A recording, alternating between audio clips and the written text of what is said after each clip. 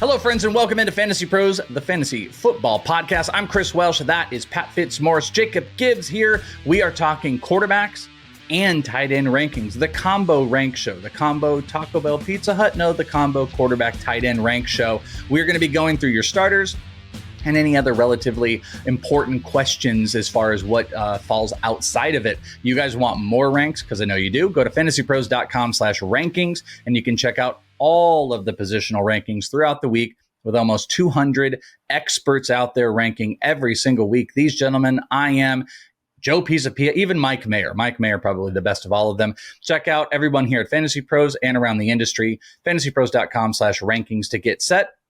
Gentlemen, let's talk about some quarterback ranks for the week. Our big board, number one, of course, Lamar Jackson. Jalen Hurts at number 2, Josh Allen, Joe Burrow, Jaden Daniels back in that top 5. Brock Purdy at 6, Sam Darnold, Kirk Cousins, Patrick Mahomes, Matt Stafford, Baker Mayfield, and Tua at 12. Let me ask you an off-scripted question real quick, Pat. Of that top 12, where is the least trust of any of those starting 12 quarterbacks? I see a couple different tiers in there, like there might be a Lamar Jackson, his own tier, and then there might be this open up tier that goes to Purdy. And then maybe Purdy is in the Darnold Cousins range. I'm verbally saying all of this, but like, if of the top 12 quarterbacks, is there one that you think just stands out like a sore thumb that you really are not trusting? Yeah, I mean, I've got Baker Mayfield ranked outside QB1 territory. Mayfield has played so well, and Liam Cohen has done an amazing job designing the Buccaneers offense and making it functional without Mike Evans and Chris Godwin. But ultimately, Baker doesn't have Mike Evans or Chris Godwin, and he is relying on, Cade Otton and Rashad White and Bucky Irving to be the engines of this offense. A little Sterling Shepard and Trey Palmer mixed in. So, didn't even have Jalen McMillan in week 9. So lack of weaponry is why I'm a little hesitant on Baker this week. And when I ask the question, it's probably, Jacob, I'm probably pointing fingers at maybe like Stafford or Baker or Tua. I mean, if, you were there with Mahomes, break the internet. But I feel like those three are the guys that I'm kind of pointing out when I say that. So the same question to you. Is there somebody that stands out? Is it Baker or maybe is it somebody else? Yeah, it's Baker. 7.3% touchdown rate for him just seems like it's got to regress, and like a natural regression spot is here with his receivers out. I think that's kind of what we're going to see.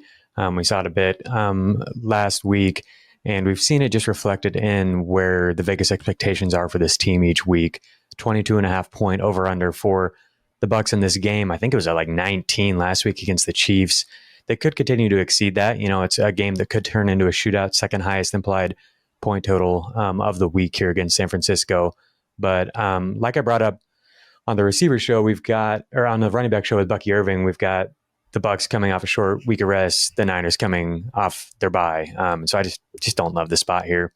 A couple quarterbacks that are outside of the top 12 then, because, there's a lot of chalk in there, a lot of guys that maybe aren't posing big questions. There are some, and Daniel Jones is one of them. He had an ECR of 16, not on the board here. Jacob's you got him at 18. You got him lower, but Fitzy, this is one of those spots. He actually takes the Baker Mayfield spot for you. So Fitz, let's start with you. Daniel Jones, QB1 this week.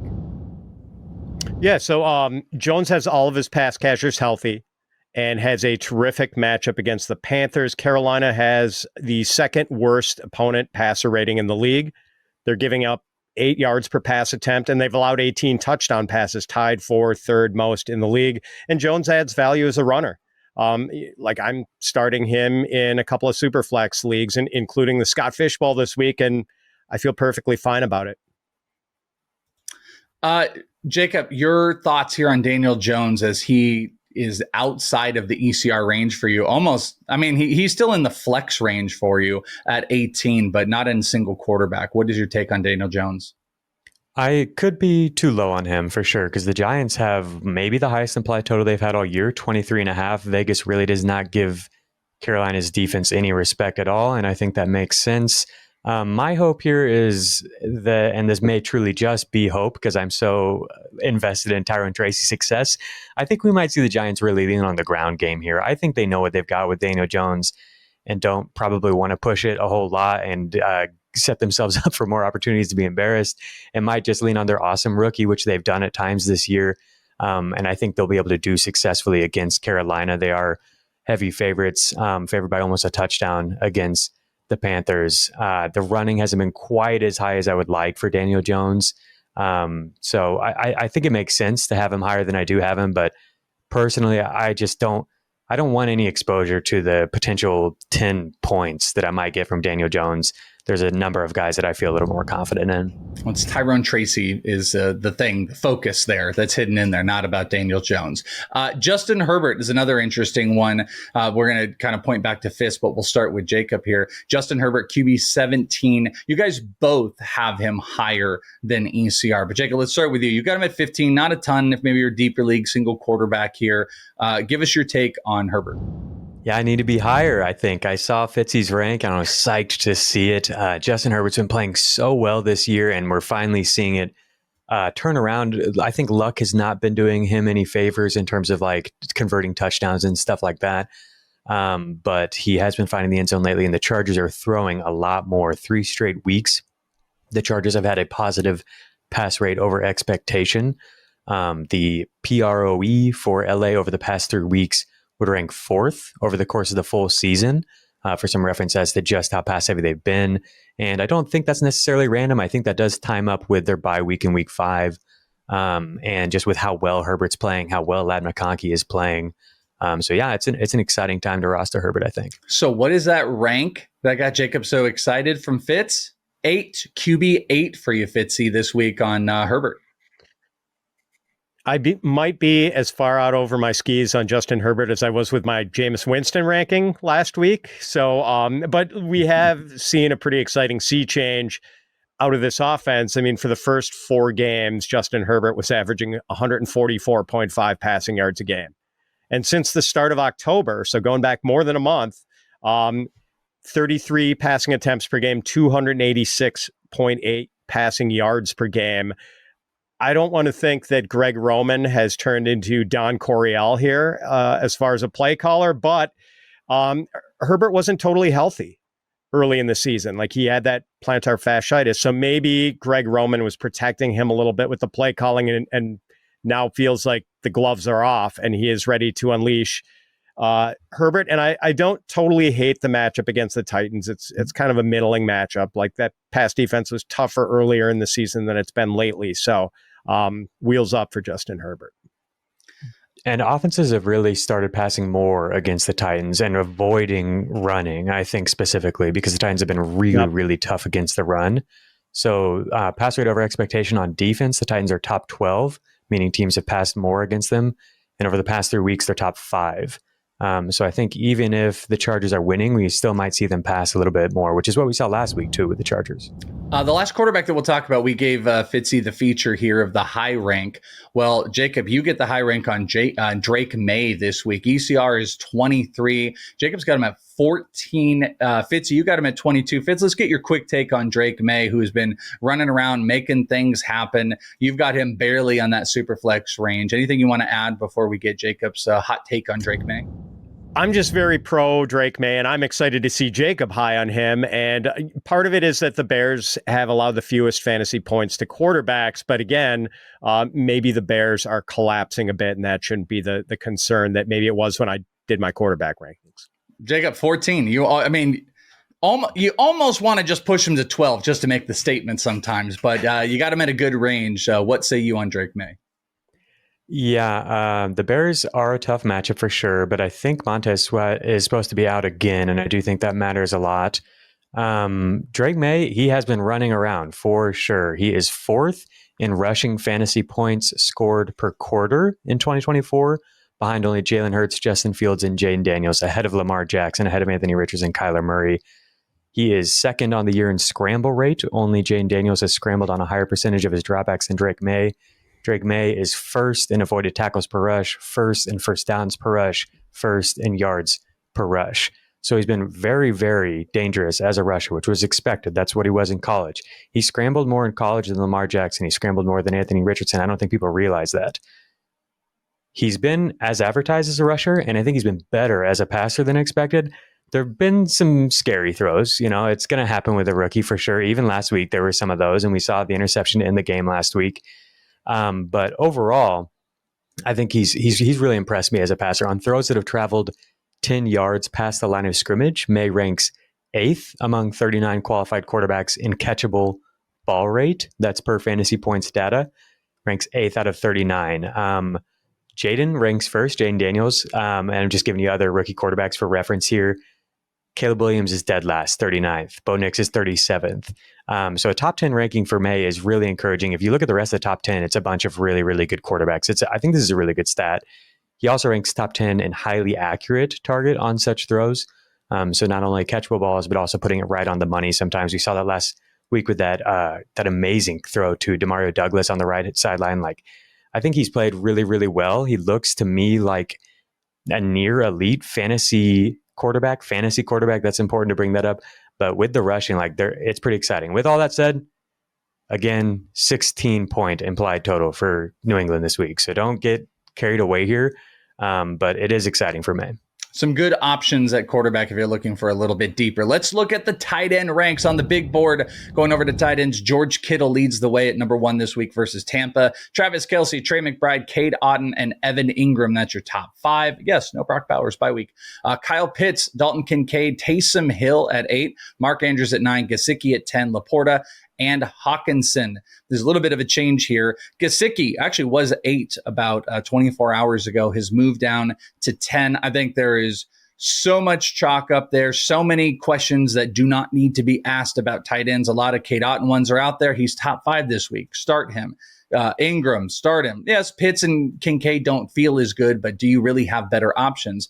Tiers start to change. So where are the questions? Well, Mike Gesicki, we kind of know why Taysom Hill is on here. It's all like touchdown equity and, you know, the amount of guys that they have out there, they're getting more usage of him. But like Mike Gesicki jumps up into people's faces at 10. Jacob, you've got him at 11. Fitz, you've got him at 8. So you are beating consensus ranks on here. So Fitzy, give us something on Gesicki real quick as a top 8 tight end for week 10. Well, I'm trying not to be the Mark who chases last week's points, and he had that sexy stat line with 100 receiving yards and 2 touchdowns. But like, this ranking is based on the assumption that T. Higgins does not return from his quad injury this week. If he does, I will downgrade Gesicki a bit. And we also saw the Bengals lose Eric All, their rookie tight end, to a torn ACL last week, although the Bengals are still probably going to give some annoying tight end targets to Drew Sample and Tanner Hudson. But like, the target outlook is pretty bright for Gesicki. 14 targets the last 2 weeks, 12 catches. With T. Higgins out, I just think there's a target void that needs to be filled, and Gesicki is going to be part of filling it. Jacob, what say you on Gesicki? In the wide receiver episode, we had mentioned Jamar Chase, and he came up for a minute that we were going to talk about here. You've got him as a tight end 1. I think that's the important thing, not necessarily picking on the rank. But what say you about Gesicki for this week? I've been moving him up. I was a bit hesitant to overreact last week as well.